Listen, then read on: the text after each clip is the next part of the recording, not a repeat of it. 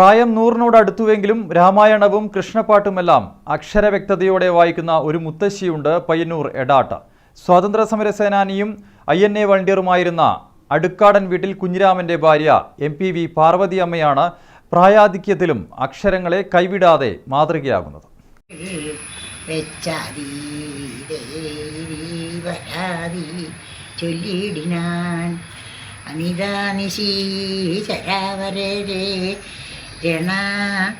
ശിരാസി വന്നവൻ നാശൂവിരിഞ്ച സവീവരന്മാരുമായി നീ ചെന്നേ നീ വിധീയതാ.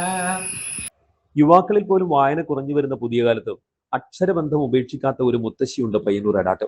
മാത്രാടൻ പുതിയ വീട്ടിൽ പാർവതി അമ്മയ്ക്ക് വയസ്സ് 98ആയി.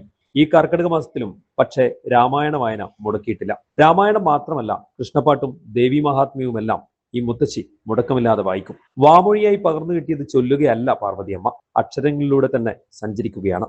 പത്രവായനയും മുടക്കാറില്ല ഈ പ്രായത്തിലും ഈ മുത്തശ്ശി. രാമായണെല്ലാം ഞാൻ ചെറുപ്പത്തിലേ വായിക്കും. പിന്നെ എന്താ വായിക്കുവോ രാമായണം അല്ലാണ്ട്?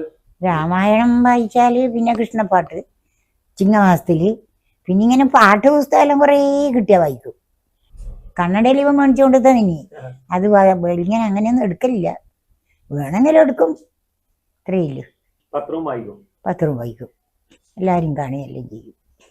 INA ഭടനായിരുന്ന സ്വാതന്ത്ര്യ സമര സേനാനി യശശരീരനായ അടുക്കാടൻ വീട്ടിൽ കുഞ്ഞിരാമന്റെ സഹധർമ്മിണിയാണ്.